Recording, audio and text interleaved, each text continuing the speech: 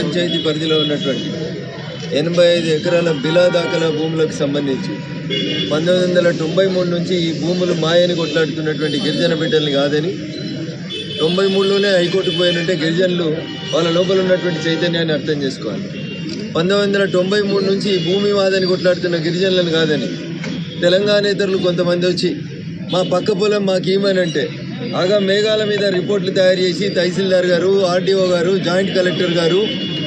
ఊరోళ్ళు కానటువంటి పరాయి వాళ్ళకు పట్టాలు ఇచ్చి కోర్టు ఉత్తర్వులకు భిన్నంగా కాంపౌండ్ వాళ్ళు నిర్మిస్తున్నటువంటి విషయం నా దృష్టికి వచ్చినప్పుడు స్థానిక ఎంపీగా గిరిజన బిడ్డల పక్షాన నిలబెడతందుకని అక్కడికి పోయి ఉదయం నుంచి సాయంత్రం దాకా నిరసన కార్యక్రమాన్ని చేపట్టడం జరిగింది. ఇంత జరుగుతుంటే ఒక రెవెన్యూ సిబ్బంది కానీ, జిల్లా కలెక్టర్ కానీ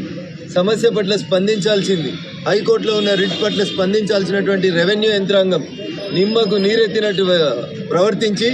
దీన్ని ఏదో లా అండ్ ఆర్డర్ సమస్యగా చేసి మా మీద కేసులు చేద్దామనేటువంటి ఒక కుట్ర పడింది. కానీ గిరిజన మిత్రులు ప్రాణాలు పోయినా సరే మా భూములు మాకు కావాలనేటువంటి ఒకే నినాదంతో శాంతియుతంగా గాంధేయ మార్గంలో సుమారు 6 గంటలు రోడ్డు మీద బైఠాయించి తమ నిరసనని రాష్ట్ర ప్రభుత్వం దృష్టికి తీసుకురావడం జరుగుతుంది. నిజాయితీగా గిరిజనులకు దక్కాల్సిన 85 ఎకరాల బిలా దాఖల భూములు ఎవరికి చెందనటువంటి భూములు అయితే ప్రభుత్వానికి చెందాలి, లేదా కాస్త చేసుకుంటున్న గిరిజన బిడ్డలకు చెందాల్సినటువంటి 85 ఎకరాల విషయంలో ఈ జిల్లా రెవెన్యూ యంత్రాంగం అవలంబించినటువంటి నిర్లిప్త విధానానికి నిరసనగా ఖచ్చితంగా విషయాన్ని రాష్ట్ర హైకోర్టు దృష్టికి, అదే రకంగా గవర్నర్ గారి దృష్టికి తీసుకుపోవడంతో పాటు వారికి న్యాయం జరిగేంత వరకు మా మిగతా ఎంపీలం అందరం కూడా కలిసి దీన్ని పోరాటాన్ని కొనసాగిస్తాం. ఈరోజు మా రాష్ట్ర పార్టీ గిరిజన మోర్చా అధ్యక్షుడు మిత్రుడు కళ్యాణ్ నాయక్ గారు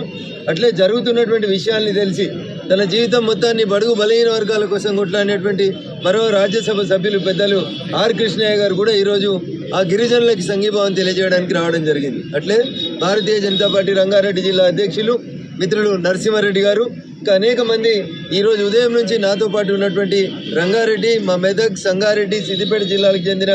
మా భారతీయ జనతా పార్టీ నాయకులకి, ముఖ్యంగా